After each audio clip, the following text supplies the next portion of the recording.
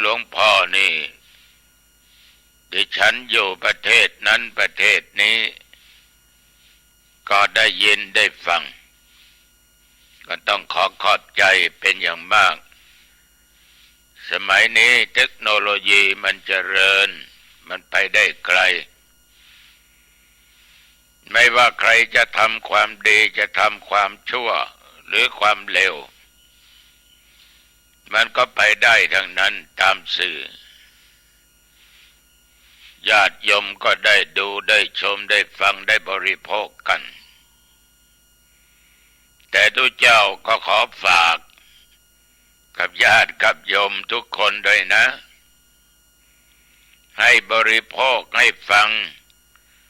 ในสิ่งที่มันเป็นมงคลสิ่งดีๆสิ่งที่มันเป็นอัปมงคลอย่าได้สนใจมันรู้ทั้งรู้ว่ามันเป็นสิ่งไม่ดีเป็นอัปมงคลคือถ้าเราไปดูไปฟังนี่คำว่าไม่คิดมันจะเป็นไปไม่ได้มันต้องคิดในสิ่งไม่ดีนี่ญาติโยมมันทำให้เกิดความทุกข์มันทำให้เกิดความทุกข์มันไม่ได้นำให้เกิดความสุขด้วยประการใดๆทั้งสิ้นเช่นว่าญาติโยมได้ดูข่าวฟังข่าวเรื่องของตุเจ้าองค์นั้นองค์นี้มีเรื่องนั้นเรื่องนี้เกิดขึ้นหรือว่าคนที่โยมทั้งหลายรู้จักกันในสังคมเป็นอย่างนั้นเป็นอย่างนี้เรารู้เราฟังแล้วมันก็จะเก็บมาคิดเราก็เป็นทุกข์ใจทุกข์ไปตั้งนมตั้งนานไม่อยากจะหายก็ยากญาติโยมท่านผู้ฟังขอเอาสิ่งที่เป็นมงคลสิ่งไหนที่มันดีสิ่งไหนเป็นมงคลนั้นญาติโยมฟังและสบายจิตสบายใจมีความสุขเกิดจากสิ่งที่เป็นมงคลมันสบายญาติโยมท่านผู้ฟังทั้งหลายรายการธรรมะก่อนนอนนี้อยากจะให้ญาติให้โยมทั้งหลายนั้นตั้งอยู่ในศีลสมาธิและปัญญาท่านทั้งหลายเรื่องของศีลนั้นเป็นเรื่องสำคัญเรื่องสมาธิก็เป็นเรื่องสำคัญเรื่องการทำตัวให้เกิดปัญญาเป็นเรื่องสำคัญเพราะทั้งสามเรื่องนี้จะเป็นหนทางนำเข้าสู่มรรคผลนิพพานได้เคยมีญาติโยมมานั่งสนทนาธรรมกันหลายท่านหลายคนโยมบางคนก็บ่นว่าไม่อยากจะเกิดมาเป็นทุกข์ทำยังไงไม่ต้องเกิดนะหลวงพ่อมันก็ตอบง่ายนิดเดียวนะก็ต้องสร้างแต่สิ่งที่ดีที่งามปฏิบัติตามข้อศีลข้อธรรมตั้งจิตเจริญเมตตาภาวนาจนเกิดตัวปัญญาอันเป็นแสงสว่างไปตามองค์ของมรรคแปดปฏิบัติสม่ำเสมอจนหมดกิเลสต่างๆดับไปแล้วสู่นิพพานนี่ไม่ต้องเกิดแต่ถ้าเราอยู่อย่างนี้มันก็ต้องเวียนว่ายตายเกิดอยู่ในโลกนี้อย่างหลีกไม่ได้หนีไม่พ้นบางคนก็บอกว่า ทำยังไงไม่ให้มันตายอยากจะอยู่อย่างนี้ไปนานๆเป็นร้อยเป็นหลายร้อยปีโอ้คิดลึกคิดไกลโยมทั้งหลายพระอรหันต์ทุกท่านแม้แต่พระพุทธเจ้าก็ต้องดับขันธ์ปรินิพพานไอ้เรื่องตายเนี่ยทุกคนมันหนีไม่พ้นหรอกจะไปหลบไปหลีกไปลี้ไปซ่อนอยู่ที่ไหนมันก็ไปตามได้ทุกคนทุกแห่งบินอยู่บนอากาศก็ตกลงมาตายอยู่ในทะเลก็ยังตายนะอยู่บนบกก็ต้องตายถ้าคุณไม่อยากตายนะใครไม่อยากตายก็ไม่ต้องมาเกิด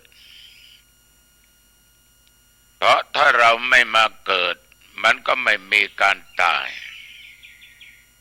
ฉะนั้นเมื่อมาเกิดมันก็ต้องตายญาติโยมท่านสาธุชนท่านทั้งหลายเรื่องราวต่างๆสิ่งเหล่านี้มันก็เป็นสิ่งที่กังขากันเป็นสิ่งที่ญาติโยมทั้งหลายส่วนมากก็ให้ความสนใจกันอยู่ว่าทำไมเราถึงบังเกิดทำไมเราจึงจำเป็นต้องตายก็ด้วยเหตุเล็กน้อยที่พูดให้ญาติให้โยมฟังได้นำไปคิดกันท่านทั้งหลายบางท่านบางคนเราพูดถึงเรื่องศีลบางคนก็ชอบบางคนก็นำไปปฏิบัติมีศีลเสมอต้นเสมอปลายแต่บางท่านบางคนนี่ถ้าพูดถึงเรื่องศีลจะไม่ชอบบอกว่าถ้ามีแต่ศีลมีแต่ธรรมอดอยากแน่นอนตายแน่นอนมันก็ไม่ได้หมายถึงขนาดนั้นญาติโยมทำไมพระพุทธเจ้านั้นจึงสอนให้พวกเราตั้งอยู่ในศีลอยู่ในธรรมพระพุทธองค์มีจุดประสงค์อันใดสาธุชนญาติโยมท่านผู้ฟังโยมอย่าลืมว่าเราเกิดมาในโลกนี้ไม่ใช่โลกทั้งใบเป็นของเราแม้แต่โยมอยู่บ้านหลังเดียวกันก็ต้องมีหลายคนมีทั้งพ่อทั้งแม่ทั้งปู่ย่าตายายเราเป็นผู้หญิงก็มีสามีเป็นผู้ชายก็มีสีภรรยาต่อมาก็ยังมีลูกเต้ามีหลานมีเหลนอีกในหมู่บ้านก็มีหลายครอบครัวในตำบลในอำเภอระดับจังหวัดระดับภาคประเทศชาติในโลกมันก็มีคนอยู่เป็นจำนวนมากอยู่วัดมีทั้งพระทั้งเณรมีทั้งศิษย์มีทั้งญาติโยมเข้าออกไปมาหาสู่มาทำบุญกันที่วัดฉะนั้นคนเรานี่ญาติโยมมาอยู่ด้วยกันเป็นส่วนมากตั้งแต่2 คนขึ้นไป3 คนขึ้นไปมากขึ้นมากขึ้นโยมลองสังเกตดูวันนี้โยมอยู่บ้านคนเดียวไม่ได้ออกไปทำงานที่ไหนแม่บ้านก็ไม่อยู่หรือพ่อบ้านก็ไม่อยู่ ลูกเต้าก็ไม่อยู่ตั้งแต่เช้าจดค่ำโยมก็ไม่มีเรื่องอะไรเกิดขึ้นไม่ต้องไปโต้เถียงใครไม่ต้องไปขัดแย้งกับใครไม่ต้องไปมีเรื่องราวกับใครเพราะมันไม่มีใครให้โต้แย้งไม่มีใครมาขัดแย้งมันก็อยู่แบบสงบแต่ถ้ามาอยู่รวมกันเมื่อไหร่ก็มักจะมีปัญหาเกิดขึ้นเกิดกัดจากสามีบ้างภรรยาบ้างลูกบ้างนี่แม่มันวันนี้ไปที่ไหนมามีอะไรกินให้กินบ้างแม่บ้านก็จะพูดกับพ่อบ้านพ่อแม่ก็พูดกับลูกลูกก็ไม่พอใจคำสั่งคำสอนของพ่อแม่บอกว่าเบื่อไม่อยากจะอยู่บ้านปัญหามันก็เกิดขึ้นเพราะอะไรญาติโยมเพราะทุกคนนั้นไม่มีกฎไม่มีกติกาไม่มีระเบียบแม้แต่เราอยู่กันในสถานที่ทำการทำงานจะหน่วยงานองค์กรใดก็ตามอ้างร้านบริษัทก็ตามเขาก็ต้องมีกฎมีระเบียบคุณมีหน้าที่อย่างนี้เพราะคุณเรียนมาทางนี้ให้คุณไปทำงานในสิ่งนี้การทำงานเข้าเวลา 8:30 น.เลิกเวลา 16:30 น.มีการพักเที่ยงเริ่มทำงาน 13:00 น.มันก็จำเป็นต้องมีกฎมีกติกาถ้าไม่มีกฎไม่มีระเบียบไม่มีกติกาในญาติโยมยุ่งคนที่มีสัจจะมีความจริงใจในเรื่องการงานก็จะมาตั้งแต่เช้ามาทำการทำงานถึงกลางวันก็นั่งทานข้าวเวลาบ่ายโมงก็เข้าทำงาน4 โมงเย็น5 โมงเย็นก็เลิกจากการทำงานกลับบ้านไปหาครอบครัวไอ้คนที่มันไม่ทำตามที่ประธานสั่งหัวหน้าสั่งมันไม่ถือว่ามันเป็นกฎกติกาอย่างเคร่งครัด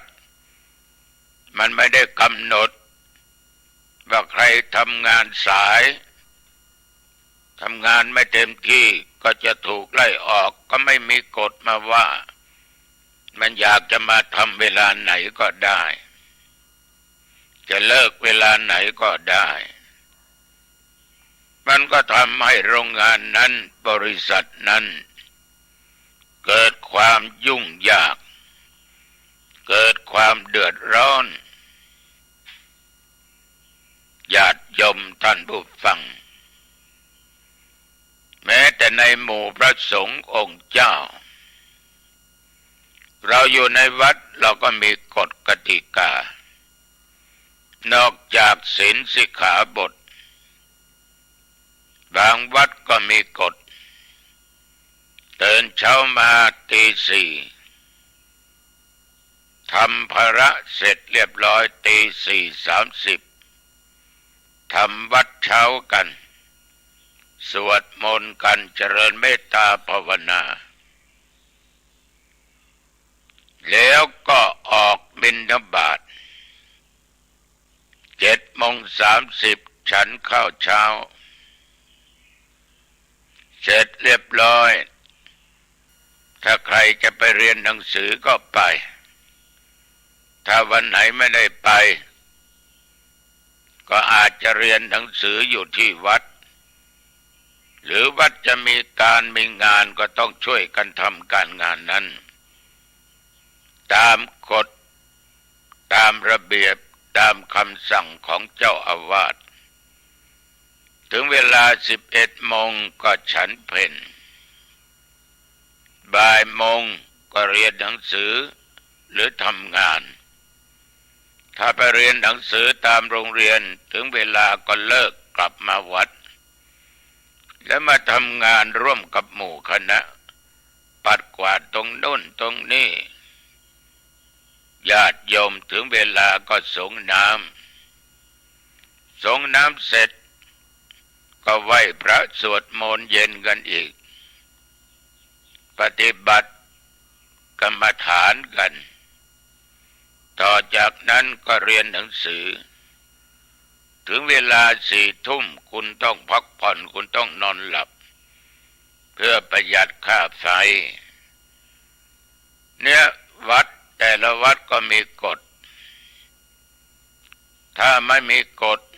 มันก็อยู่กันไปเรื่อยๆก็นำความเดือดร้อนเกิดขึ้นแก่หมู่แก่คณะใครอยากจะทำอะไรก็ทำอยากไปไหนก็ไปไม่ต้องบอกลาเจ้าอาวาสนะเจ้าวาดก็เลยไม่มีความหมายฉะนั้นศรัทธาสาธุชนญาติโยมท่านผู้ฟังทำไมล่ะพระพุทธเจ้าจึงบัญญัติสิกขาบทวินัยขึ้นก็เพราะว่าพระพุทธองค์มีจุดประสงค์อยู่ว่าอยากจะให้พระสงฆ์นั้นนักบวชนั้นได้อยู่ร่วมกันมีศีลเสมอกันคือวินัยทุกข้อในทางพุทธศาสนานี้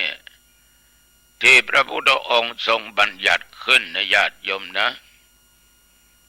เหมือนกับข้อห้ามในปาราชิกข้อแรกที่ว่าภิกษุเสพเมถุนต้องปาราชิกภิกษุต้นอาบัตินั้นก็ไม่เป็นปาราชิกนะ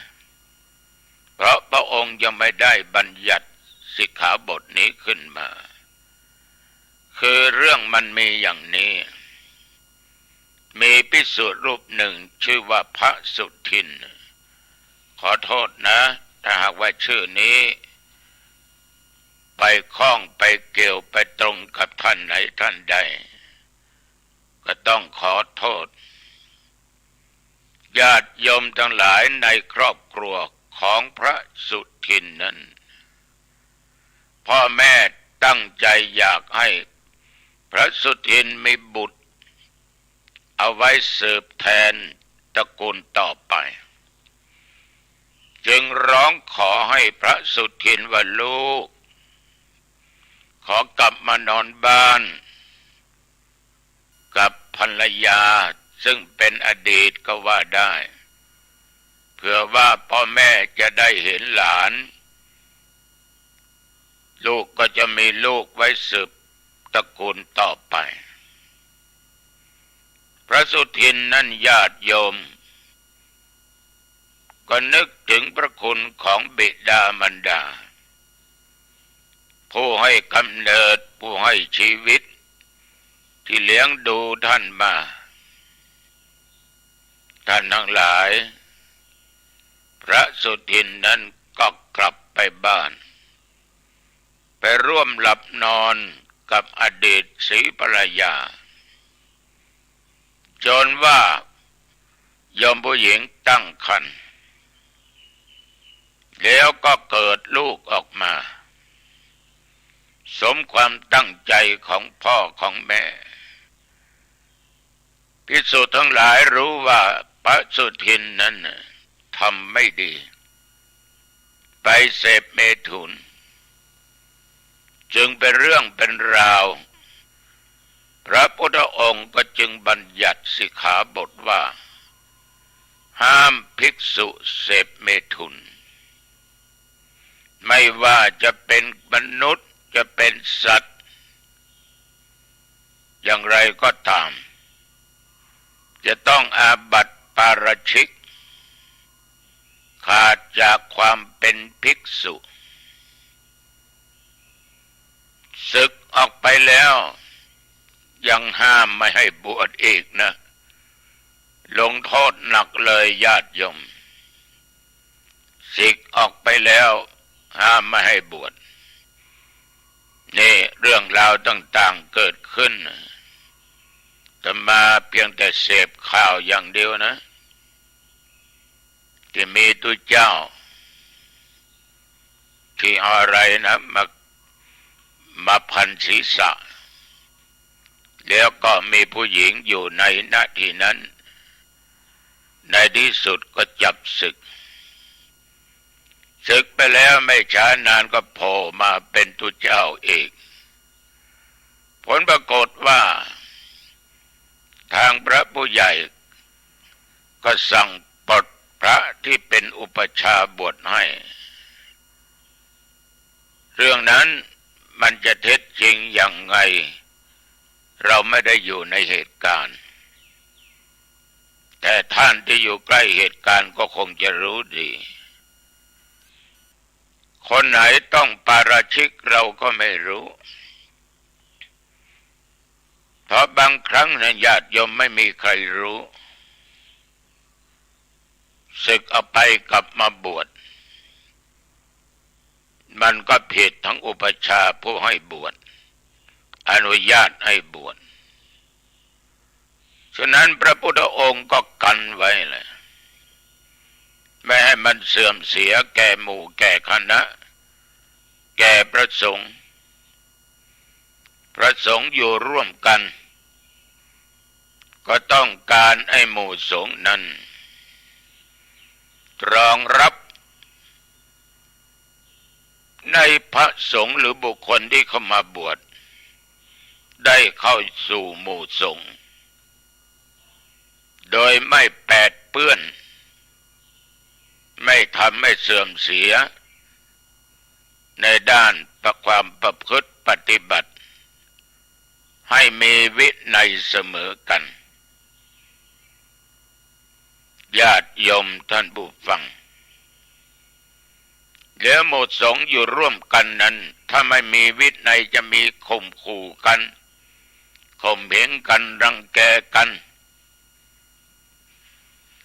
ก็ป้องกันไม่ให้มาว่ากล่าวกันว่าร้ายกันข่มขู่กันอย่างนั้นอย่างนี้เพื่อความสุขความสำราญแห่งหมู่สงฆ์เพื่อความสำราญของภิกษุผู้ที่มีศีลเป็นที่รักเพื่อป้องกันกิเลสอันจะบังเกิดในปัจจุบันเพื่อป้องกันอาสวะกิเลสอันจะบังเกิดในอนาคตเพื่อความเลื่อมใสของชุมชนที่ยังไม่เลื่อมใสก็จักได้เลื่อมใสยิ่งขึ้นไปเพื่อความดำรงมั่นแห่งพระสัทธรรมและเพื่ออนุเคราะห์พระวินัยเป็นการสืบอายุพระพุทธศาสนาให้เจริญพัฒนาสถาพรสืบต่อไปฉะนั้นพระพุทธองค์ก็จึงบัญญัติศีลสิกขาบทไว้โยมทั้งหลายมีความประสงค์อย่างนี้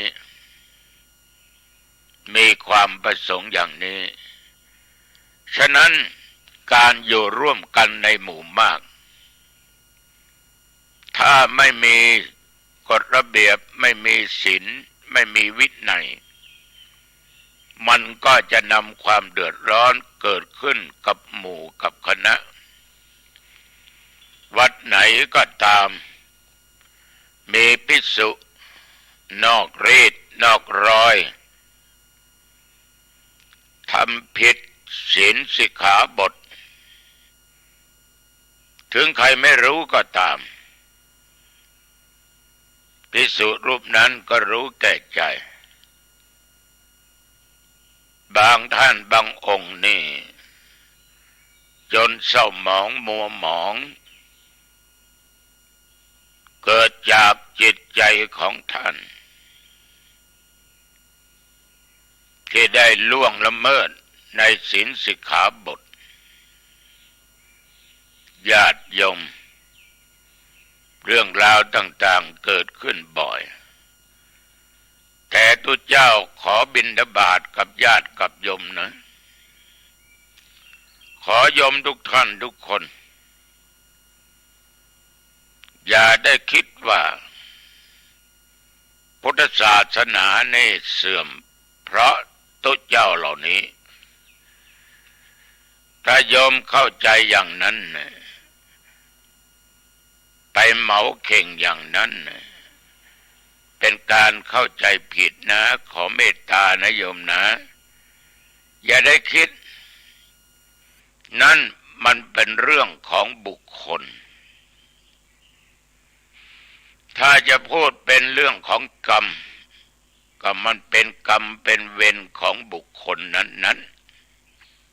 ๆศีลสิกขาบทของพระพุทธเจ้าท่านบริสุทธิ์แต่ท่านเหล่านั้นหลงประเด็นขาดสติคนเราถ้าขาดสติจะมีแต่ความคิดเป็นในทางต่ำไม่เป็นไรนะทำไปใครไม่รู้ไม่เป็นไรเวลานั้นน่ะโมหะเข้าครอบงำด้านจิตใจตกอยู่ใต้อำนาจของกามคุณท่านทั้งหลายก็เลยทำไปเมื่อทำไปนั้นมันก็นำความเดือดร้อนสู่หมู่คณะแท้จริงหมู่คณะไม่รู้เรื่องเพราะท่านเหล่านั้นไม่ได้ทำแต่ชาวบ้านทั้งหลายรับไม่ได้ก็ไปเหมาเข่งหมดว่าตุเจ้าเดี๋ยวนี้ที่อยู่วัดอยู่วาไว้ใจไม่ได้ทำให้พุทธศาสนาเสื่อมเสียหมดก็บอกแล้วว่าพุทธศาสนาไม่ได้เสื่อมไม่ได้เสียตัวบุคคลต่างหากที่เสื่อมเสียศีลธรรมของพุทธองค์ไม่ได้มัวหมองคนที่ทำนั่นต่างหากมัวหมองรูปอื่นที่อยู่ในหมู่ในคณะนั้นท่านเป็นผู้บริสุทธิ์ไม่ได้มัวหมองแต่ว่านะโยมนะมันก็ทำให้ญาติโยมขาดศรัทธาขาดความเชื่อมั่นในภิกษุที่อยู่ในกลุ่มนั้นหมู่นั้นถ้าญาติโยมหลงเข้าไปญาติโยมก็ทุกข์ใจหลงลึกเข้าไปกว่านั้นถ้ามีใครคนใดคนหนึ่งมายุยงยุแย่โยมจะไปทำบุญ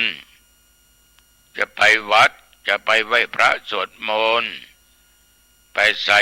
อาหารบิณฑบาตแก่พระภิกษุสามเณรจะไปทำบุญสร้างโน่นสร้างนี่จะทอดพระป่ากฐินก็มีคนที่สามเข้ามายุแย่ทำไปทำไมไม่เห็นได้บุญไม่ดูข่าวไม่บังข่าวบ้างหรือตุ๊เจ้าเดี๋ยวนี้ฟังดูสิน่าทำบุญด้วยไหมน่าเลื่อมใสไหมกูไม่ไปหรอกไม่ต้องไปทำให้มัน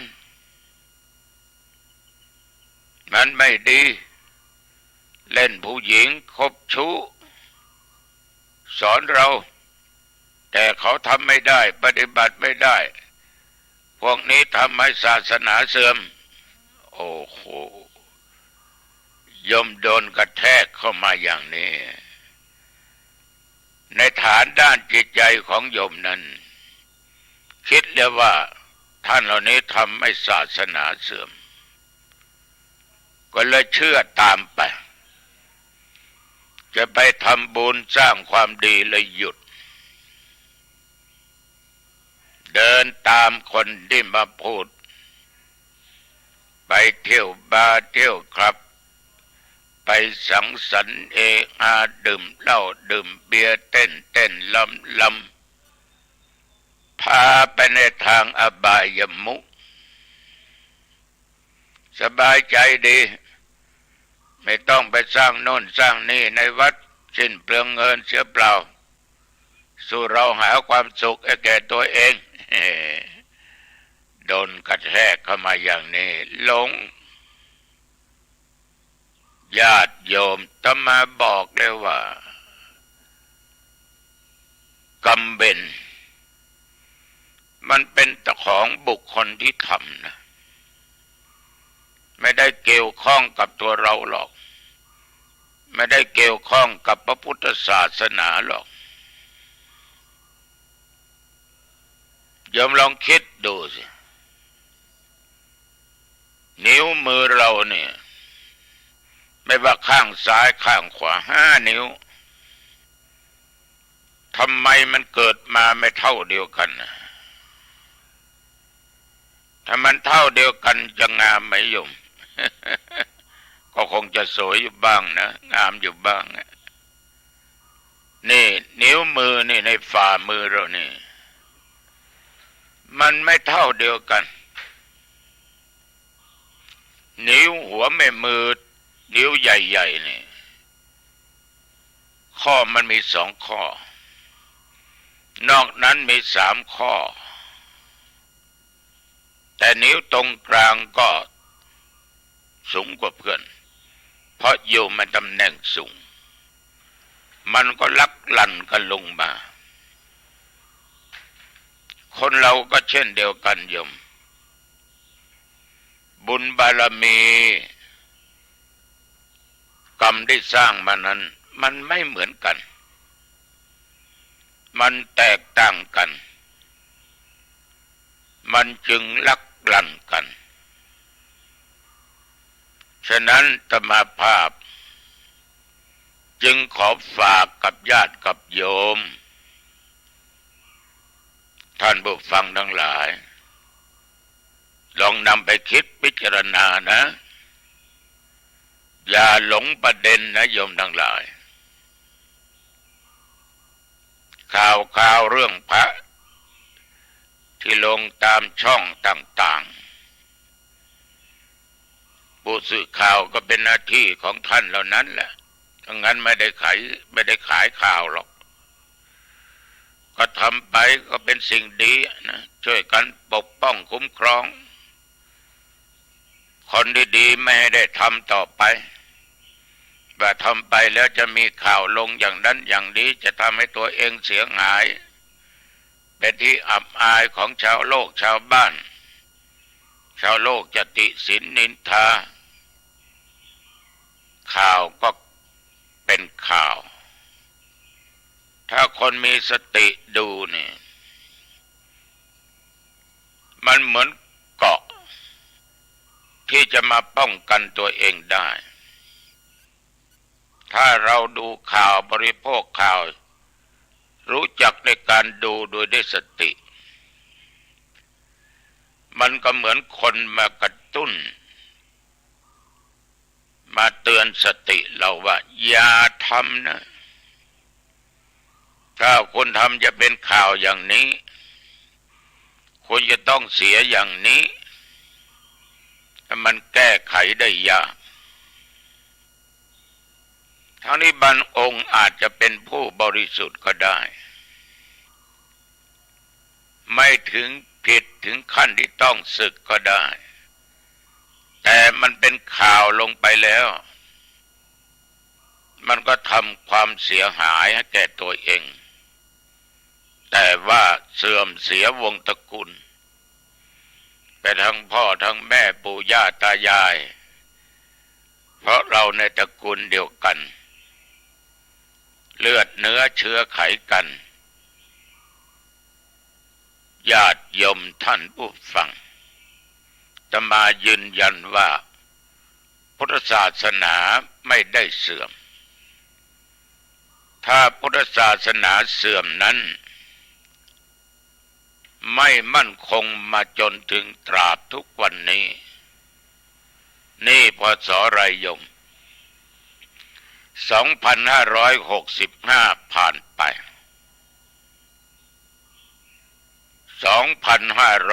2566เข้ามาตั้ง 2,000 กว่าปีนะวินัยกับธรรมะของพระพุทธเจ้าซึ่งเป็นตัวแทนของพระพุทธองค์นั้นไม่ได้เสื่อมมีมาอย่างไหนก็มีไปอย่างนั้นเป็นของไม่ตายนะโยมนะเป็นสัจธรรมนะโยมนะใครทำดีก็ได้รับผลดีตอบใครทำไม่ดีก็ได้รับผลไม่ดีตอบมันเป็นของเฉพาะบุคคลมีญาติโยมหลายท่านไปถามอาตมาภาพโทรศัพท์ไปบ้างไปถึงวัดไปนั่งคุยกันบ้างว่าหลวงพ่อหลวงปู่เดี๋ยวนี้นะพระสงฆ์องค์เจ้านี่แย่มากทำให้พุทธศาสนาเสื่อมถ้าไปหาตุเจ้าหนองตองตุเจ้าองค์นี้ก็ตอบว่าพุทธศาสนาของพุทธเจ้าไม่ได้เสื่อมหรอกญาติโยมนั่นเป็นเรื่องของบุคคลเป็นเรื่องกรรมเรื่องเวรของบุคคลมันมีมาตั้งแต่ครั้งพุทธกาลที่พระองค์ทรงบัญญัติไว้ก็เผื่อว่าบุคคลเหล่านั้นเข้าสู่หมู่สู่คณะให้มีศีลเสมอกันนะให้มีศีลเสมอกันคนเรานี่ญาติโยมถ้ามีศีลเสมอกันมีธรรมเสมอกันมันอยู่ด้วยกันในหมู่คณะนั้นมันก็มีแต่ความสุขมีแต่ความเจริญจะไม่มีการขัดแย้งกันใดๆทั้งสิ้นในหมู่คณะนั้นอาตมาก็บริโภคข่าวเหมือนกันแต่ใช้สติและปัญญาบริโภคเอามาเป็นกระจกส่องตัวเองเตือนสติว่าระวังให้ดีเดี๋ยวนี้สื่อมันไวนะระวังญาติโยมเหมือนธรรมะที่พูดเนี่ยไปได้ไกลมากเทคโนโลยีมันเจริญอย่างข่าวคราวที่ท่านสักยันต์ท่านก็สักให้ทุกคนทั้งผู้หญิงทั้งผู้ชายนะชาวโลกเห็นก็ไม่พอใจว่าพระไปสักยันต์ให้ผู้หญิงถูกต้องกายหญิงถ้าจะพูดว่ามันสมควรไหมมันก็ไม่สมควรแต่ญาติโยมต้องคิดลึกไปกว่านั้น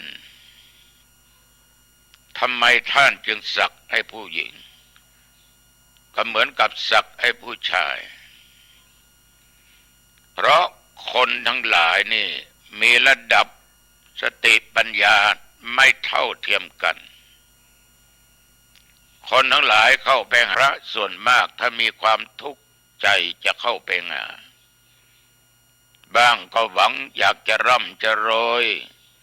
มีเงินมีทองมีเข้ามีของอยากจะถูกลอตเตอรี่บ้างอยาก จะทำงานในตำแหน่งนั้นตำแหน่งนี้ถ้าสักแล้วก็คงโชคดีจะเคลี้ยวคลาดจะหางานทำได้ง่าย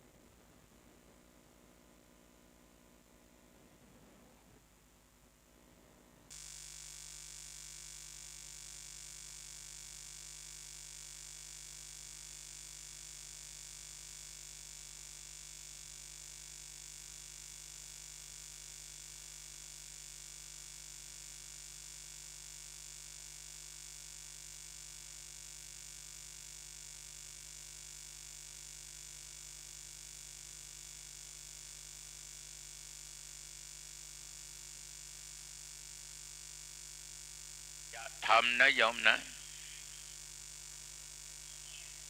ใครทำดีก็ได้รับผลดีตอบใครทำไม่ดีก็ได้รับผลไม่ดีตอบมันเป็นของเฉพาะบุคคลมีญาติโยมหลายท่านไปถามอาตมาภาพโทรศัพท์ไปบ้าง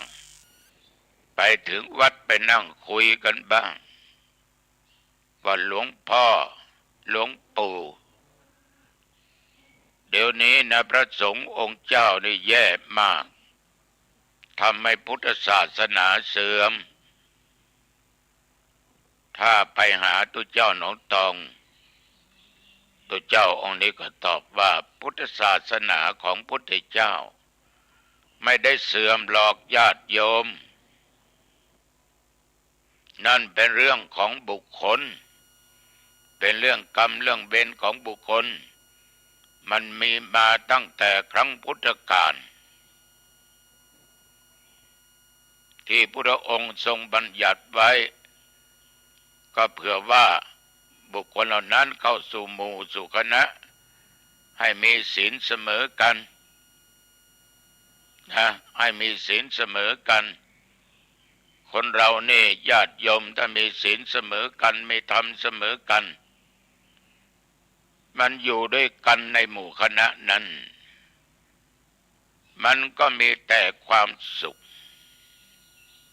มีแต่ความเจริญจะไม่มีการขัดแย้งกันใดๆทั้งสิ้นในหมู่คณะนั้นอาตมาก็บริโภคข่าวเหมือนกันแต่ใช้สติและปัญญาบริโภคเอามาเป็นกระจกส่องตัวเองเตือนสติว่าระวังให้ดีเดี๋ยวนี้สื่อมันไวนะระวังญาติโยมเหมือนธรรมะที่พูดเนี่ยไปได้ไกลมากเทคโนโลยีมันเจริญอย่างข่าวที่ท่านสักยันต์ท่านก็สักให้ทุกคนทั้งผู้หญิงทั้งผู้ชายนะชาวโลกเห็นก็ไม่พอใจว่าพระไปสักยันต์ให้ผู้หญิงถูกต้องกายหญิงถ้าจะพูดว่ามันสมควรไหมมันก็ไม่สมควรแต่ญาติโยมต้องคิดลึกไปกว่านั้นทำไมท่านจึงสักให้ผู้หญิงก็เหมือนกับสักให้ผู้ชายเพราะคนทั้งหลายนี่มีระดับสติปัญญาไม่เท่าเทียมกัน คนทั้งหลายเข้าไปหาพระส่วนมากถ้ามีความทุกข์ใจจะเข้าไปหาบ้างก็หวังอยากจะร่ำจะรวยมีเงินมีทองมีเข้ามีของอยากจะถูกลอตเตอรี่บ้างอยากจะทำงานในตำแหน่งนั้นตำแหน่งนี้ถ้าสักแล้วก็คงโชคดีจะแคล้วคลาดจะหางานทำได้ง่ายคนนั้นสักคนนี้ก็บอกกันไปก็ไปสักกันท่านก็บอกว่าท่านใส่ถุงมือไม่ได้แตะเนื้อต้องตัวแต่สิทธิ์ของมนุษย์ของคนมันมีสิทธิ์ที่จะพูดได้ก็เรียกว่าต่างคนต่างยินยอมกันเราพูดด้วยความเป็นธรรมนะเราไม่เข้าข้างใครใดๆทั้งสิ้นถ้าเรามองว่าไม่สมควรก็คือไม่สมควรมองว่าผิดมันก็ผิดมองถูกมันก็ถูกฉะนั้นการจะรู้การจะเห็นอะไรก็ตามต้องใช้สติพิจารณาดูตรึกตรองดูอย่างรอบคอบทางที่ดีไม่ต้องไปเกี่ยวข้องเกี่ยวหลอกโยม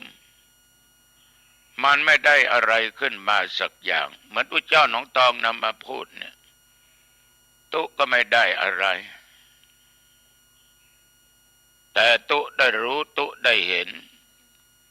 ตุไม่ได้อยู่ในเหตุการณ์ความเป็นจริงเป็นอย่างไรโยมก็ไม่รู้อาตมาก็ไม่รู้แจ้งเพียงแต่เห็นภาพต่างๆที่เขาถ่ายลงฉะนั้นในฐานะเป็นนักบวชเช่นเดียวกันท่านทั้งหลายก็ต้องระมัดระวัง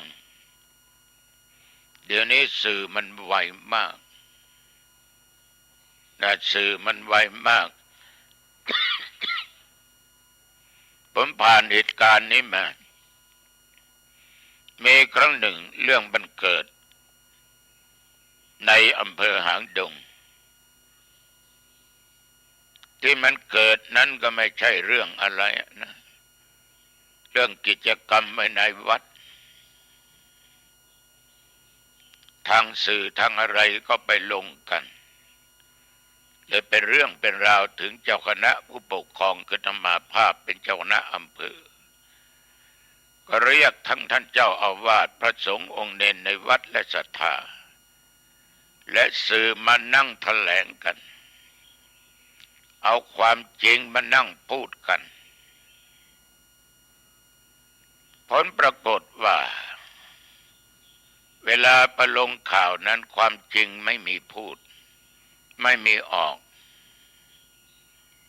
เอาแต่ข่าวที่มันจะทำความเสื่อมเสีย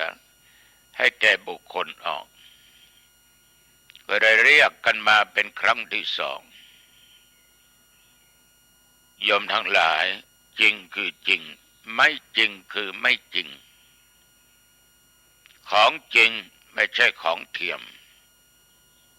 ทองแท้ไม่ใช่ทองเทียมฉะนั้นท่านทั้งหลายขอฝากไว้จงตั้งอยู่ในศีลตั้งอยู่ในธรรมให้นึกว่าทุกอย่างนั้นที่มันเกิดขึ้นเพราะมันเป็นเรื่องกรรมเวรของแต่ละบุคคลอย่าสร้างเวรสร้างกรรมต่อกันเลย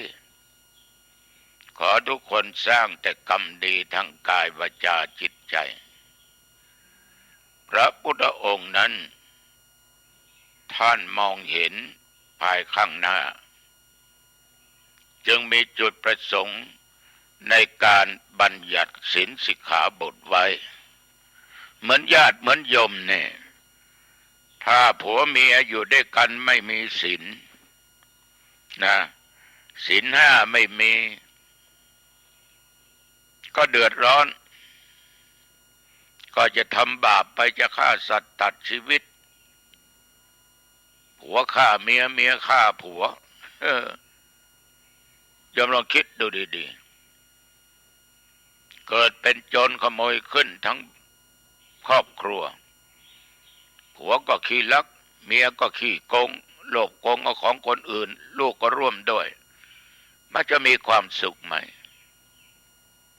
มันไม่มีความสุขมันมีแต่โทษอย่างบาหันจะเกิดขึ้นโยมผู้หญิงก็นอกใจโยมผู้ชายก็นอกใจโยมผู้หญิงครอบครัวจะเป็นสุขไหมมึงปลดกูปลดมึงพูดไม่มีความเป็นจริงอยู่ด้วยกันหลอกกันลวงกันอยู่ตลอดเวลาด่ากันตลอดเวลาครอบครัวจะอยู่เป็นสุขไหมลูกก็เสพยาเสพติดพ่อก็ดื่มเหล้าเป็นประจำเอายาเสพติดเป็นประจำผัวก็เมาเมียก็เมาลูกก็เมาอยากถามโยมว่าภายในครอบครัวจะมีความสุขไหมมันไม่มีความสุขฉะนั้นญาติโยมท่านผู้ฟังพระพุทธองค์มีจุดประสงค์อยากให้ทุกคนอยู่ด้วยความสงบอยากให้ทุกคนอยู่ด้วยความสุขจึงบัญญัติศีลสิกขาบทหรือวินัยให้แก่หมู่สงฆ์เพื่อรองรับความตั้งอยู่ดีของหมู่สงฆ์เพื่อข่มบุคคลผู้ที่แก้ไขยากให้แก้ไขง่ายเพื่อความสุขสำราญของหมู่สงฆ์เพราะหมู่สงฆ์มีศีลเสมอกันเพื่อความสำราญแห่งภิกษุผู้มีศีลเป็นที่รักทุกคนอยู่ด้วยกันมีศีลมันเคารพกันมันรักกันเมตตากันเพื่อป้องกันอาสวะกิเลสอันจะบังเกิดในปัจจุบันและป้องกันอาสวะกิเลสอันจะบังเกิดในอนาคตเพื่อความเลื่อมใสของชุมชนหมู่บ้านนั้นตำบลนั้นอำเภอนั้นประเทศนั้นไม่เลื่อมใสก็เพื่อความเลื่อมใสยิ่งขึ้นไปของประชาชนที่เลื่อมใสแล้วเพื่อความดำรงมั่นแห่งพระสัทธรรมอันเป็นศาสนคำสอนของพุทธเจ้าเพื่ออนุเคราะห์พระวินัยเป็นการสืบอายุพระพุทธศาสนาให้เจริญวัฒนสถาพรสืบต่อไปพระพุทธองค์มีจุดประสงค์อย่างนี้อันนี้อาตมาภาพก็จึงขอฝากไว้กับญาติกับโยมท่านผู้ฟังทั้งหลายลองนำไปคิดนะคำพูดบางคำนั้นอาจจะพูดไปไม่ถูกใจก็ต้องขออภัยอันไหนที่มันถูกใจขอลองเก็บไปดูพิจารณาพูดวันนี้ไม่เข้าข้างใครเพราะไม่สนใจในเรื่องของใครไม่ไปซีเรียสกับเรื่องของใครแต่ว่าที่เอาเรื่องต่างๆมาพูดนั้นไม่ใช่แก้ต่างแต่ว่าเป็นการแก้ไขให้ญาติโยมได้เข้าใจเรื่องกรรมเรื่องเวรของแต่ละบุคคลเพราะทุกคนนั้นหลงว่าศาสนาเสื่อมก็จึงตอบว่าไม่ได้เสื่อมเพราะพระธรรมวินัยนั้นเป็นตัวแทนของพระพุทธเจ้าถ้ามันเสื่อมนี้คงไม่มาถึงตราบเท่าทุกวันนี้2,566 ปีเข้ามาขอทุกท่านจงมีศีลมีวินัยและมีธรรมะอยู่ในจิตในใจแล้วทุกท่านทุกคนก็จะมีแต่ความสุขมีแต่ความเจริญศีลสมาธิปัญญาเป็นหนทางนำสู่มรรคผลนิพพานได้ เอาละญาติโยมเข้าบ้านก็ปิดประตูบ้านนะขึ้นบนบ้านก็ปิดประตูหอเรือนหน้าต่างให้เรียบร้อยเก็บของที่มีค่าไว้ให้ดีๆเก็บของที่จะใช้พรุ่งนี้ไว้ที่เห็นจะทานอะไรก็ทานแล้วอาบน้ำอาบท่าแต่งเนื้อแต่งตัวจะปะแป้งก็ได้นะเข้าห้องพระเข้าห้องนอนกราบพระ5 หนคือกราบพระพุทธเจ้าพระธรรมและพระสงฆ์พระบิดามารดาพระอาจารย์อุปัชฌาย์แล้วสวดมนต์เอาบทพุทธคุณอิติปิโสสวากขาโตสุปฏิปันโนเจริญสมาธิภาวนาไม่ต้องกำหนดเวลาได้กี่วินาทีกี่นาทีก็สุดแล้วแต่จบแล้วก็แผ่เมตตาแก่เจ้ากรรมนายเวรสรรพสัตว์ทั้งหลายผู้มีพระคุณทั้งหลายอันเป็นบิดามารดาอุปัชฌาย์ครูอาจารย์ปู่ย่าตายายญาติมิตรสหายทุกคนนะให้แก่เทวบุตรเทวดารักษาอย่างที่บ้านหอเรือนของโยมเทพทั้งหลายเทวดาทั้งหลายแผ่เมตตาแก่ตัวเองนะบักข้าพเจ้าเกิดมาชาติไหนชาติใดอันว่าความอดอยากความทุกข์ความยากลำบากจงจะได้เกิดมีแก่ข้าพเจ้าเกิดมาชาติไหนชาติใดขอข้าพเจ้าได้พบชาติพระศิริยเมตไตรหลับให้เป็นสุขตื่นนอนก็เป็นสุขอายุวันโนสุขขังพลังพบกันใหม่อังคารหน้าเจริญพรศีลสมาธิและปัญญาเป็นทางเข้าสู่มรรคผลนิพพานขอเจริญสุขญาติโยมท่านผู้ฟังทั้งหลายทุกท่านทุกคนนะติด